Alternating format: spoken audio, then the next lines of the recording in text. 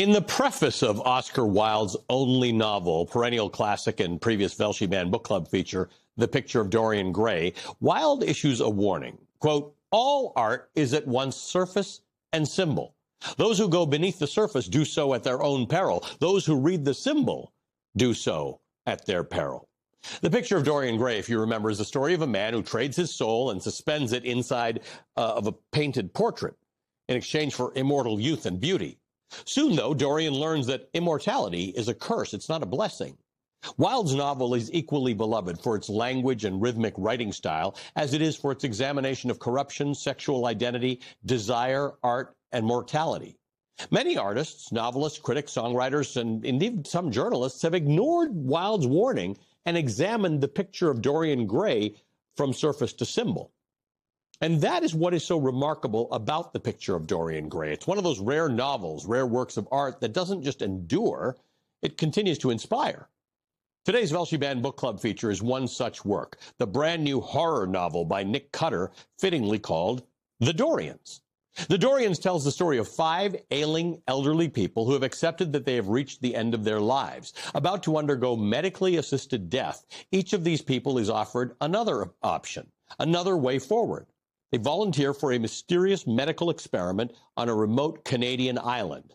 And once there, a very young scientist promises them that she has found a way to stop death, the key to reversing aging, to restore their youth and their beauty. The answer? A biologically and genetically engineered hydra, a tiny tube-like invertebrate. Quote, eventually, they all said yes. They assessed the risks in their private ways and came to the decision that whatever peril the hydra posed, it was worth taking. For some of them, it was not much different than their long-ago decision to drink their first beer or smoke that first cigarette. The more a person became used to putting things, especially dangerous things, inside themselves, the easier it got. The mental leap dwindled until it was no harder than hopping over a mud puddle. It is, as Cutter would say, a Faustian bargain, a deal that calls into question the sanctity of life, the power of desperation, and the very nature of the soul. In both The Dorians and The Picture of Dorian Gray, mortality is physical and spiritual. It is death and life, youth and degradation, hideousness and beauty, the strength and the susceptibility of the soul. In Wilde's work, the soul is suspended in art. In Cutter's, the soul is suspended in science. But science in the pages of The Dorians is not antiseptic or cold or detached. It is grotesquely beautiful, strangely exquisite, like the fragile deadliness of a venomous jellyfish or the blood after a massive timber wolf devours a fresh kill. The Dorians is a masterclass in balancing the immense philosophical weight of these human questions with visceral writing and characters that are allowed the space to grow and to emerge changed. Cutter's writing is true horror, true body horror. It's actually could be hard to read, but it's impossible to look away.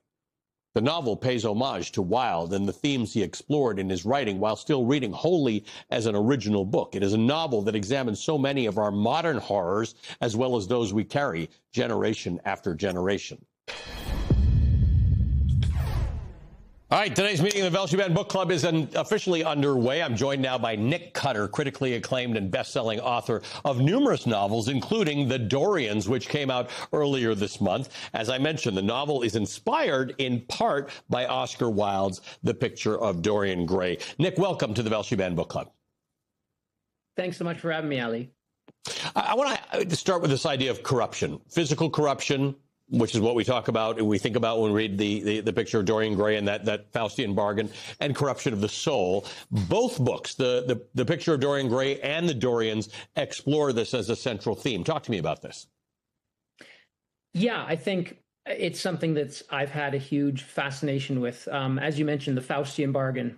And the other one would be The Monkey's Paw by W.W. Jacobs also. Mm-hmm. It's the same general idea, where you make a bargain, and especially I always feel like the devil is the most beguiling at the point when you are the most vulnerable, and which is different because obviously in Oscar Wilde's book, Dorian is young when he accepts the bargain and lives to live Mm-hmm. with the repercussions of it, whereas in my book the 5 main characters are quite old. And as you said in your introduction, they've accepted MAID, which is legal here in Canada where the novel is set. So they are accepting something that they are told that it has some dangers associated with it, huge dangers. It's kind of technology that has not yet, been approved by any kind of governing body. But they're at this point, obviously, where they have had, as you said, that decay of the body. I think they're at a point where they are most vulnerable, that they come to accept this thing. So again, it's different. Obviously, in Dorian, he's a very young character and maintains that youthfulness, whereas in my book, they start old and they move back through time, essentially. And what's really interesting in yours is that you explore, it's not a monolith. You explore why each of those characters is interested in pursuing something that is likely dangerous. It's experimental, an experimental drug to reverse aging. And then the regret that comes into it, the desperation, the desire for a second chance. There's a lot of different motivations. It's not as obvious as it sounds. No, I thank you for that, and I agree. And I think, again, in keeping and in sharing with Dorian, Oscar Wilde's vision was that obviously Dorian came to regret the choice he had made. These characters here, yes, they all come from, as I said, a position where they are willing to grasp at any straw that is available. And I was writing this book when I was in my late 40s, and I'm now 50. So this was not sort of a scenario. I don't think Fountain of Youth stories are the bailiwick of the young. They are probably the bailiwick of the middle age, yes, for sure, which is where I'm at and where this idea came to me. Obviously, for Wilde, it came, I think, at a younger age. But in any case, yes, I think these sort of ideas and conceptions and storylines and narratives are the things that you tend to follow. As an older person, although, again, another big influence for this, and I'm not sure if you've had this on the Banned Book Club, but was Frankenstein, which is written by Mary Shelley at, I think she was 19. Shockingly. Yes. So, yes, genius, often blesses people on the head quite early when they're young.